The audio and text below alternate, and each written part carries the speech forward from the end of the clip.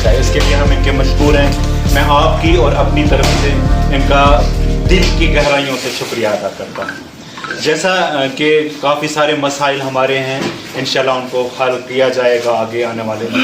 एजाज जान साहब इसलिए भी मुबारकबादी के मुस्तहिक हैं कि इन्होंने बड़े अच्छे मार्जिन में एक ऐसे मौके पर जब एनसी का नाम नहीं ले रहा था कोई, इतनी बड़ी तादाद में वोट हासिल किए, और उसका मतलब यही था कि इनको लोग पसंद कर रहे हैं और इनके काम कुछ हैं जो लोगों के जहनों में थे कि वो आगे भी बढ़ाएंगे। हम लोग इस वक्त इस बात से भी कोई नावाकिफ नहीं है कि हालात कैसे हैं। हमारी स्टेट जो है वो यूटी में तब्दील हो गई है और यहाँ पर इस वक्त कितना मुश्किल है एक छोटा सा काम भी करना। उसके बावजूद हमारे एमएलए साहब हमारी पहुंच की बात कर रहे हैं, इसके लिए वो मुबारकबादी के मुस्तहिक है। एमएलए साहब को हमने जो हमारी दरीना मांग थी कि हमारे पास यहाँ पर मीडिया कम्प्लेक्स नहीं है, तो उसके लिए इन्होंने हामी भरी है कि हम एक जगह मुंतखब करें। जगह भी इन्होंने बताई है कि यहाँ पर कुनिया में और जहाँ पर डीडीसी का वो बन रहे हैं ऑफिस, वहाँ पर जगह है। हम लोगों ने उसमें सेलेक्ट करना है कि कौन सी जगह करेंगे, तो ये हमें कम्प्लेक्स तैयार कर देंगे। सर ने बताया कि आप वहाँ पर हमें माइक तक लगा देंगे, तो इसके लिए आप तमाम हज़रात ताड़ियाँ तो बजा दें कम से कम। एजाज जान साहब का एक बार फिर से हम शुक्रिया अदा करते हैं। हम लोगों के ज़्यादा मसाइल नहीं होते सर, हम लोग काम करते हैं, छोटे तबके के जो मसाइल हैं छोटे छोटे आप तक पहुंचाने की कोशिश करेंगे। यहाँ जितने भी लोग बैठे हैं किसी के खिलाफ आपके पास कंप्लेन नहीं आएगी कि हम लोगों ने कहीं गलत किया है, किसी से एक पैसा भी किसी काम का मांगा है, बल्कि हम लोग कोशिश करते हैं कि जो हमारे लोग हैं उनके छोटी छोटी बातें आला हुकाम तक पहुँचाएँ और उसका हल निकले। आगे भी हम यही काम करेंगे क्योंकि हमारा और कोई काम नहीं है। हम आपके पास किसी गरीब शख्स के लिए पानी की बहार लेकर आएंगे, या ये कहेंगे कि उसके पास पोल नहीं है तो पोल दीजिए, तार नहीं है तार दीजिए। अपने हमारे कोई ज़्यादा मसाइल नहीं होते, हमारा काम जो है वो हम कर रहे हैं। हाँ, अगर आपको कोई हमसे शिकायत है तो हमें उसकी तरफ इशारा दें, हम कोशिश करेंगे कि आगे हम किसी तरह की वो गलती न करें। बस आपको मुबारकबाद देते हैं कि आप एक अच्छे एमएलए काम जो हमारे लोगों के मसाइल हैं उनको हल करेंगे। हम एसोसिएशन की तरफ से आपका शुक्रिया अदा करते हैं। पूरी मीडिया फैकल्टी जो यहाँ बैठे हैं ये सारे मेरे दोस्त हैं, अपना अपना काम हर एक आदमी जो है वह अच्छी तरह कर रहा है, तो आगे भी हम इसी तरह काम करेंगे। तो बहुत बहुत शख्सियात मैं आपसे मुलाकात नहीं कर पाया, माजरत चाहता हूँ। थोड़े हम लेट भी हो गए, उसके लिए भी माजरत। और यहाँ पर जितने भी हमारे सीनियर जर्नलिस्ट हैं, बाकी सभी हमारे मेहमान, आप सभी को हमारी जानिब से आदाब, नमस्ते, सत श्री अकाल। एमएलए साहब, काम आप लोगों का एक वोट लेने के बाद जो जिम्मेदारियाँ आपके कंधों पर हैं, कहीं ना कहीं वो जिम्मेदारियाँ हमारे कंधों पर भी हैं। आपको भी इसी तरह के फ़ोन आते होंगे कि हमारे ये मसाइल हैं, और इन हमारे मीडिया के साथियों को भी इसी तरह के फ़ोन आते हैं मसाइल को लेकर के। और आप इस तरीके से जब से आप एमएलए बने हैं, आपने जो काम किए हैं, जिस एक बेधड़क और बेबाकी से आप काम कर रहे हैं, हमारी एक तो आपसे ये गुजारिश है कि ये सिलसिला आगे भी जारी रखिएगा। और जिस तरह से आपने पीछे जो जल जीवन मिशन है जिसकी पोल खोली थी, एक इस तरह का एक निडर नुमाइंदा जो है वो नौजवान आज के चाहते हैं। और हमें भी मज़ा आता है इस तरह की रिपोर्टिंग करने में, क्योंकि जब हम अपनी तरफ से कोई इस तरह के मामला लाते हैं सामने तो उस पर सवाल ज़्यादा उठते हैं। लेकिन आप एक ज़िम्मेदार शख्स हैं और उस वक्त जो क्लेरिफिकेशन आपकी तरफ से मिलती है तो उससे हमारा भी और आम गरीब लोगों का सीना भी फ़ख्र से चौड़ा होता है। बाकी जो आज आपने ये छोटा सा एहतमाम किया, प्रोग्राम किया, इसके लिए आपका शुक्रिया। और एक आपसे गुजारिश रहेगी कि आप दूर दराज के इलाकों में जाते हैं, लोगों से मिलते हैं, तो आपके साथ आज जो है ये डिजिटल दौर है, आपके साथ से कुछ लोग भी होते हैं। आप हमारी अपनी एक आध वीडियो जो है हम सबको डाल दीजिए करागे, जिससे ये होगा कि एक तो हमारा एक राब्ता भी बना रहेगा, और कुछ ऐसी चीज़ें हैं कि जहाँ तक जो चीज़ें पब्लिक में लानी ज़रूरी होती हैं तो वो हमें ईज़िली जो है वो पहुँच जाएंगी। और आखिरी बात ये है कि ये जो सिलसिला है हमारा और आपका, ये आइंदा भी इसी तरह से चलता रहे। और हम ये उम्मीद करेंगे कि जिस तरह से आपने प्रेस क्लब के बारे में कहा, प्रेस क्लब हमारी एक देरीना मांग है और आप ये समझिए कि पुंछ का मीडिया इस वक्त बेघर है, वो इसको माने या ना माने। तो अगर आप इस तरह का एक ये तारीखी फैसला ले लेते हैं तो हमें जो उम्मीदें आपसे हैं वो मज़ीद बढ़ जाएगी। बाकी जितनी भी पार्टीज़ हैं, जो भी लीडरान हैं, जो सियासी समाजी लोग हैं, हमें किसी से कोई सरोकार भी नहीं है और ना ही हम जो है वो किसी के ख़िलाफ़ हैं और ना ही हम किसी का जो है वो ये पार्टी पॉलिटिशियन से हट करके एक हमारी ये बैठक है और इसमें हम एक एमएलए के साथ बैठे हैं। और जिस तरह से आपने एक दोस्त का, एक एमएलए का फरीज़ा एक तरह से आपने निभाया है, आपने श्योरिटी दी है, तो हमें उम्मीद है कि बहुत जल्द हम उस नए प्रेस क्लब में बैठेंगे और उस दिन इंशाअल्लाह हमारी तरफ से आपको जो है वो टी पार्टी दी जाएगी। और आखिरी बात ये है सर कि जो ये हमारा मामला है, इसके साथ जो हमारे मीडिया के कुछ चंद और मामला भी रहते हैं तो उम्मीद वो इंशाल्लाह आप तक पहुंचते रहेंगे। जैसे अर्शाम साहब ने कहा है कि अवामी मसाइल ही जो है वो हम कहीं अगर आप तक पहुंचाएं तो उम्मीद है कि आप उन पर थोड़ा सा ज़रूर गौर करेंगे, क्योंकि हम जब कोई चीज़ हमारे पास पहुंचती है तो हम एक दो बार नहीं बल्कि कई बार उसकी वेरिफिकेशन के बाद जो है वो चीज़ मंजर आम पर लाते हैं। तो आप सभी साथियों का बहुत शुक्रिया और एमएलए साहब का भी शुक्रिया कि आपने इस तरह की गेट टुगेदर किया जिससे हमारे हौसले मज़ीद बढ़ गए। बहुत बहुत शुक्रिया।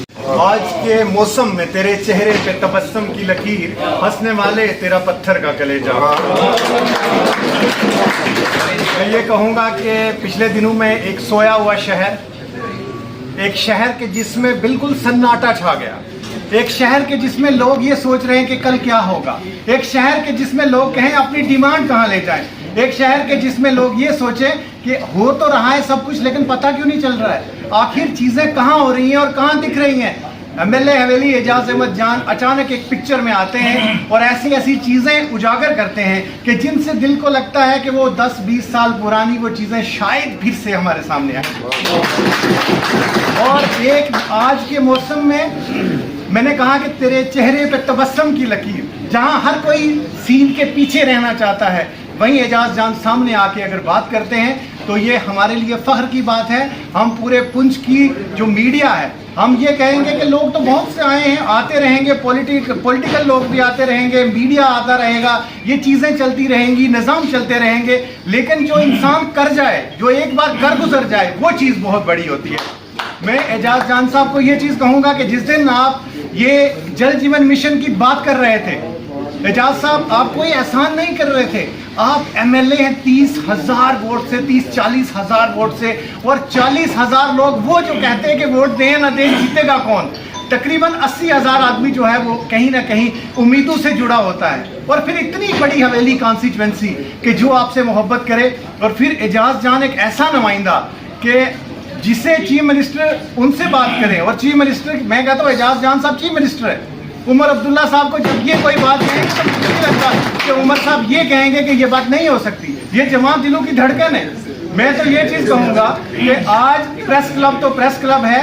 एजाज जान साहब, अगर मैं आपसे ये चीज़ कहूँगा कि जब से आपको रोज़ा रसूल पे हाज़िरी हुई है, जब से आपकी रोज़ा रसूल पे हाज़िरी हुई है, आप यकीन जानिए कि उस दिन से हमें हमारी उम्मीदें और बढ़ गई, क्योंकि रोज़ा रसूल पे जब हाज़िरी हो जाती है तो अल्लाह ताला की करम नवाजियाँ और हो जाती हैं, तो इंसान बदल जाता है। तो हमें आपसे बहुत सारी उम्मीदें हैं। हम ये नहीं कहेंगे कि आप प्रेस क्लब बना दें, आप हमारे लिए वो कर दें कि जो आपका दिल चाहता है।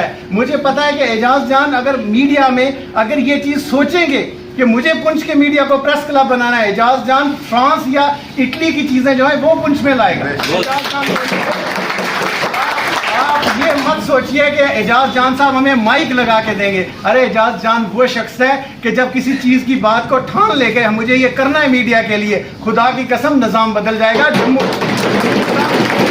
जम्मू का जो मीडिया है हमारा, वो पुंछ आके देखेगा कि किसी एमएलए ने कुछ किया है। इंशाल्लाह हमें ये उम्मीद है आपसे, और हम आपसे ये चीज़ कहेंगे कि जिस तरीके से, जिस बेबाकी से आप बात करते हैं, इसी अंदाज से करिए, कम से कम लोगों की हौसला अफजाई होती है। और आज जितनी भी ये मीडिया बरादरी है, मैं आपसे एक बड़ी बात ये भी है कि ये सारे लोग आपके साथ एक मोहब्बत रखते हैं, किसी का कोई पार्टी पॉलिटिक्स से वो ताल्लुक नहीं है, लेकिन आप लोगों, आपसे जो एक नाडर और बेबाक आप बात करते हैं उससे मोहब्बत करते हैं।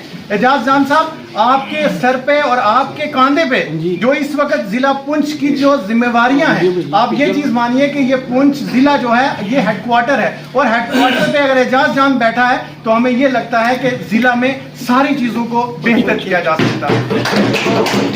आखिर में मैं आपसे ये बात कहूंगा कि इंशाल्लाह जिस बेबाकी से आप काम कर रहे हैं, आप और आगे बढ़िए और बेहतर करिए, और ये चीजों की मत परवाह कीजिएगा कि कौन क्या कहता है। अरे ये लोग कहते रहे, इनसे कुछ भी नहीं हुआ, ये करते रहे, इनसे कुछ भी नहीं हुआ। ये नीयतों के सवाल हैं। जी अल्लाह ताला कहता है जिसकी नीयत साफ है वो सब कुछ बेहतर हो जाता है। आप इसी तरीके से आगे बढ़िए, बेहतर कीजिए, और सारा जो नौजवान लोग हैं वो आपके साथ हैं और उम्मीदें आपके साथ हैं। मैं तमाम अपने मीडिया पर्सन जितने भी मेरे भाई हैं यहाँ पे तशरीफ लाए, और उन सब का तहे दिल से शुक्रगुजार हूं कि कम से कम एक प्लेटफॉर्म पे आज हमने बात की। और एमएलए हवेली को मैं स्पेशल थैंक्स कहूंगा कि किसी एमएलए ने ये दर्द रखा कि मेरे शहर का मीडिया, मेरे शहर के मीडिया पर्सन, वो उनका क्या हाल है, कम से कम ये तो उनसे पूछूं। हमें तो यहाँ पे मैं कहूँगा एट होम होती है तो उसमें भी गिने चुने मीडिया पर्सन होते हैं, लेकिन एजाज जान ने आज सबको बुला के ये चीज़ जाहिर कर दी है कि मेरे लिए सब बराबर है। तो हम सब ये चीज़ कहेंगे कि आपसे हमें बहुत उम्मीदें हैं, और हम आपको ये नहीं कहेंगे आप प्रेस क्लब बनाए, हमें ये पता है एजाज जान क्या बनाएगा, बस आप वो चीज़ करिए, हम सब आपके साथ हैं, और इंशाल्लाह इसके बाद भी हम पुंछ की बेहतरी के लिए मिल के काम करेंगे। हमें बोला कि मैं आपको प्रेस क्लब देता हूँ। पिछले 10 से 15 साल, मतलब 20 साल करीब मुझे होने लगे इस फील्ड में, और 10 साल से हम रिपीटेडली ये डिमांड कर रहे थे कि हमारे बैठने की, देखिए आज हम यहाँ बैठे हैं, कोई जगह ही नहीं है हमारे बैठने की। हम लोग कभी मतलब once in a blue moon कभी मिल के बैठ के बात कर सकें, कुछ अपनी प्रेस कॉन्फ्रेंस कर सके। लोग कुछ लोग हमें कहते हैं कि प्रेस कॉन्फ्रेंस करनी है, हमारे पास जगह ही नहीं होती है। कुछ में आपको पता है जगह बिल्कुल भी नहीं है। तो आप आपने हमें ये डिमांड दी, तो इससे हमें बहुत बहुत खुशी हुई कि आप हमें प्रेस क्लब देने जा रहे हैं। मैं आपको अपनी तरफ से एश्योर करूँगा कि अगर हम ये चाहते हैं कि ये प्रेस क्लब बन के आप ही के टर्नर में, ताकि अगले साल या उससे अगले साल आप ही उसकी इनॉग्रेशन करें, हम आपको बुला के एक छोटी सी गेट टुगेदर करें, प्रेस क्लब की इनॉग्रेशन हो रही है। दूसरा, आप नौजवान हैं, आप लोगों के लिए काम कीजिए। हमारे यहाँ की बहुत से मिसाइल हैं जो आप उन पे काम भी कर रहे हैं, और हम चाहते हैं कि आप उस पर और आगे काम कीजिए। देखिए जेजेएम की आपने बात की, जेजेएम की स्कूलिंग्स को लेकर के हॉस्पिटल, हमारे हॉस्पिटल्स की क्या हालत है, डॉक्टर्स नहीं है, पेशेंट्स बहुत सफ़र हो रहे हैं, बहुत ज़्यादा सफ़र हो रहे हैं पेशेंट्स। बच्चों की क्या हालत है, स्कूल्स की क्या हालत है, ये मेरे से ज़्यादा आप बेहतर जानते हैं। कॉलेज देखिए, रजौरी जो है डिस्ट्रिक्ट हमारे से बाद में बना, मगर उनकी अचीवमेंट देखो और हमारे कुछ डिस्ट्रिक्ट की अचीवमेंट देखो, कहाँ है, ज़मीन और आसमान का फ़र्क है। उनके पास यूनिवर्सिटी है, हमारे बच्चे यहाँ से दिल्ली, बेंगलोर, कहाँ जाते हैं पढ़ने के लिए, हमारे बच्चों को पढ़ने के लिए।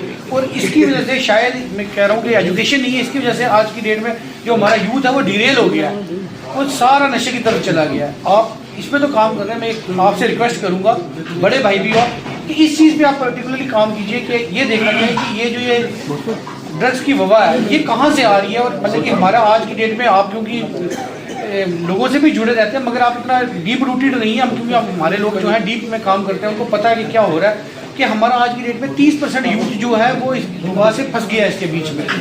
देखो हर साल हमारे यहाँ 5 से 6 मौतें हो रही हैं जो ड्रग्स की वजह से हो रही हैं।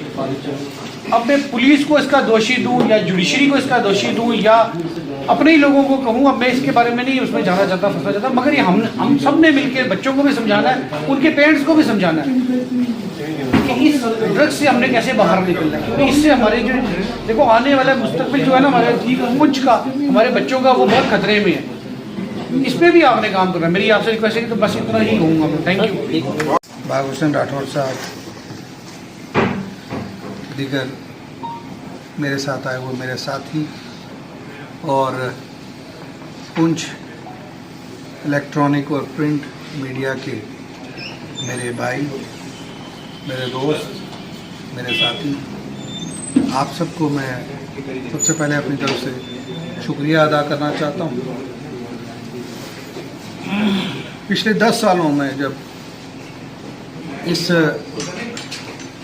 रियासत में सरकार नहीं थी, लोगों की मुश्किलात थी, लोगों की परेशानियां थी, और मैं ये समझता हूँ कि जो मैंने अपनी असेसमेंट की और आज मैंने क्यों सबको यहाँ बुलाया आपको कि हम एक कप चाय इकट्ठा पिएं, क्योंकि उन 10 सालों में लोगों की आवाज़ आपने उठाई, इसलिए मैं आपको मुबारकबाद देना चाहता हूँ।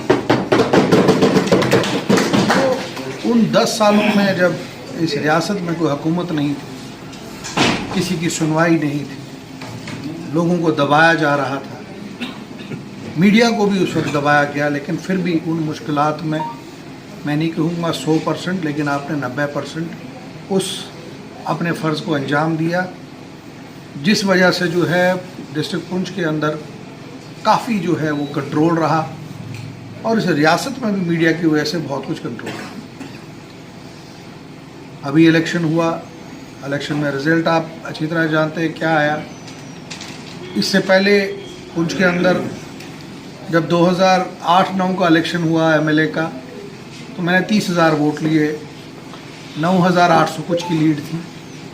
उस वक्त वो एक हिस्टोरिक लीड थी, और उसके बाद अपना ही रिकॉर्ड खुद मेरे से ही हुआ, और वो मैंने नहीं किया, वो पुंछ की आवाम ने किया। इसमें 42,000 वोट आए, 22,000 की लीड आई। ये पुंछ के लोगों का जो है उनकी मर्ज़ी से हुआ है, ना मेरी मर्ज़ी से, ना किसी की मर्ज़ी से। मीडिया से आपसे, जितने भी मेरे भाई हैं, आपसे गुजारिश है, जहाँ कहीं आपको मेरे काम में भी गलती लगे उसको भी हाईलाइट करिए, क्योंकि आपके हाईलाइट करने से ही मुझे अपनी गलती का एहसास होता है कि किस जगह हम गलत कर रहे हैं।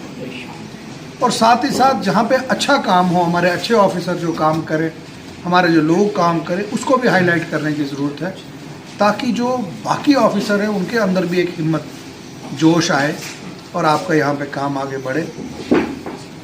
मीडिया के आप जो हजरात हैं, मैं सबको जानता हूँ, आप लोगों की भी घर की परेशानी है। बॉर्डर डिस्ट्रिक्ट जो चारों तरफ से पाकिस्तान से घिरा हुआ है, सिर्फ एक बीजी का रास्ता है हमें जम्मू जाने के लिए, और ना वसाइल हैं इतने कि आप लोग कोई बिज़नेस कर सको या काम कर सको। लेकिन इतनी मुश्किल के बावजूद भी आपने अपने आप को खड़ा रखा हुआ है, 24 घंटे आप तो उस पर रहते हो। मैंने इलेक्शन लड़ने से पहले एक फ़ैसला किया था, आज आपको कहना चाहूँगा कि जो मेरा अपना सीडी फंड आएगा, उसमें जो आपकी एडमिनिस्ट्रेशन है, जो आपके प्रेसिडेंट होंगे, जो ये इसका होगा, तो मैंने एक अपने से फ़ैसला किया था कि हर साल में जो मेरा फंड आएगा उसमें 10 लाख में मीडिया की फिटनेस के लिए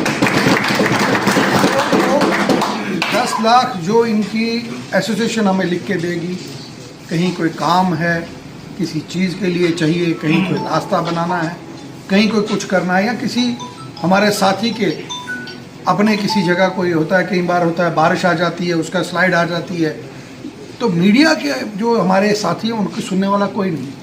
ज़रूरी है, सबको लगता है ये पावरफुल है, ये पावरफुल है, लेकिन अंदर से ये बेचारे जानते हैं कि इनके पास कुछ नहीं है। मैंने इसीलिए एहतराम साहब यहाँ बैठे हैं, इनको कहूँगा कि अभी हमें इस साल का इन्होंने बजट एलोकेट नहीं किया है, ये नेक्स्ट हमें इस अप्रैल से हमें शुरू होगा।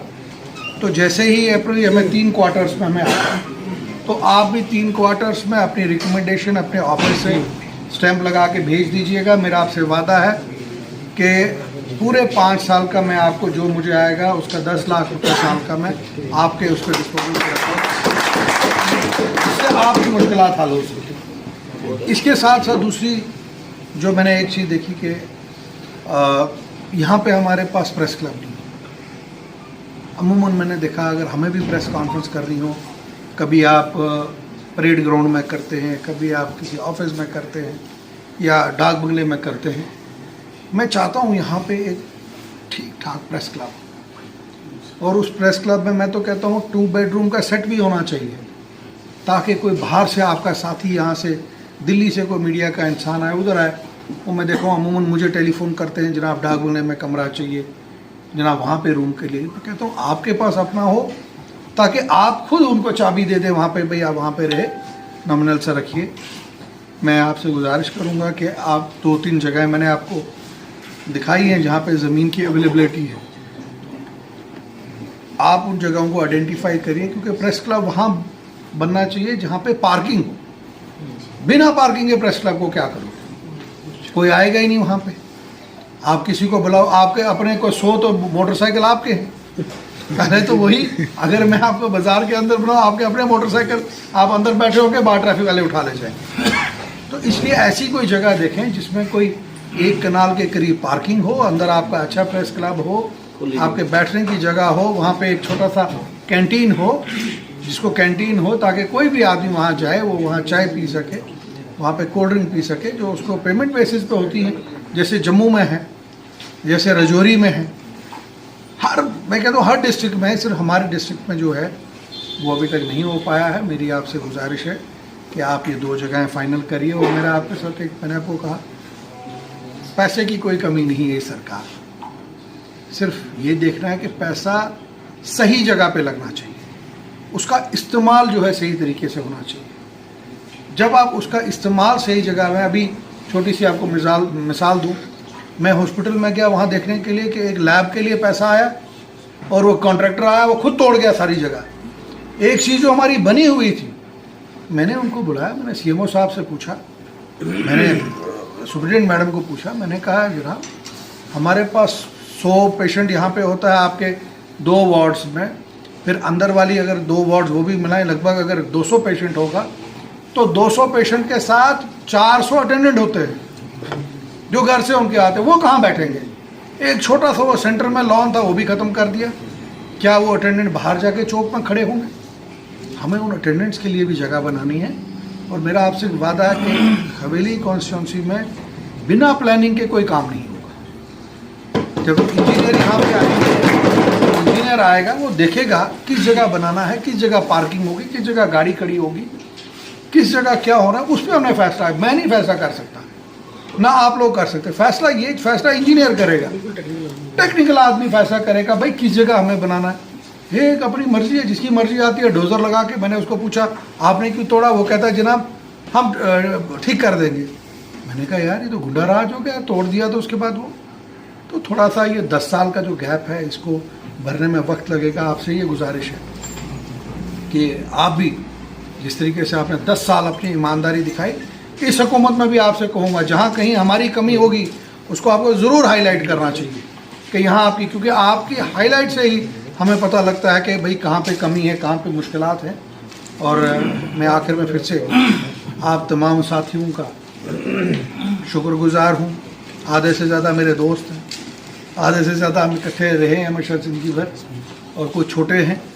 तो आपसे मैं यही कहूँगा कि आपके इस डेवलपमेंट के इस प्रोसेस में मुझे आपकी ज़रूरत है, आपके साथ की ज़रूरत है। और जब मैं आवाज़ कहीं पे उठाऊं, और उस आवाज़ के लिए आपकी ताकत की मुझे ज़रूरत है। जब आपकी ताकत और वो आवाज़ इकट्ठे होगी, बाकी जैसे मेरे भाई बुखारी साहब ने कहा, जब मैंने उम्रा किया पहला तो मैंने बड़े अच्छे से किया, दूसरा कि जब मैं तीसरा किया तो वहाँ मैंने किया फैसला कि डरता मैं किसी से नहीं हुआ, मुझे कोई जो मर्ज़ी कर ले। हमने 8 महीने 9 महीने हाउस अरेस्ट भी देख लिया, अब उससे ऊपर क्या हो सकता है। डरता मैं बिल्कुल नहीं, लोगों के काम करने हैं, और लोगों के काम के और लोगों का जो पैसा है उसको हम नाजायज़ इस्तेमाल नहीं होने देंगे। जहाँ कहीं और एक चीज़ और तो सबसे बड़ी बात है, आम गरीब आदमी टेलीफोन करता है या आप किसी को टेलीफोन करते हैं, आपका टेलीफोन कोई नहीं उठाता। भाई अगर आपको टेलीफोन नहीं है तो फिर आप बैठे क्यों उस कुर्सी पे? टेलीफोन ही नहीं उठाते, लाइनमैन टेलीफोन नहीं उठाता। और मुसीबत ये है जब लाइनमैन टेलीफोन नहीं उठाता, गरीब आदमी करे किसको टेलीफोन, वो फिर मुझे टेलीफोन करता है, जनाब मुझे पानी नहीं। जबकि ये उस जेई का काम है, ये उस AEE का काम है, ये उस एक्सियन का काम है लोगों को पानी पहुंचाना, और इनकी हेल्पलाइन सर्विसेज है ही नहीं यहाँ पे। अभी उन हेल्पलाइन सर्विस को एक्टिवेट करना है, जब वो हेल्पलाइन सर्विसेज भी एक्टिवेट हो जाएंगी, पूरी आप देखेंगे बड़ा एक तब्दीली शहर में आएगी। और इस तब्दीली में सबसे बड़ा जो साथ है वो मुझे आपका चाहिए। आप तमाम का बहुत बहुत शुक्रिया।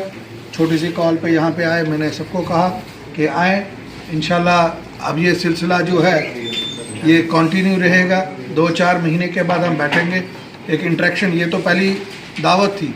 मैं अब अगले 100 दिन के बाद ज़रूर, आप ये पहले 100 दिन के बाद सिर्फ एक हमने इंटरेक्शन किया, अगले 100 दिन में मैं आपसे पूछूंगा कि कहाँ हमारी कमी है जिसको हम ठीक कर सकते हैं, क्योंकि आप बेटर चेक करते हो हर गाँव कोने में। आप सबका बहुत बहुत शुक्रिया, थैंक यू।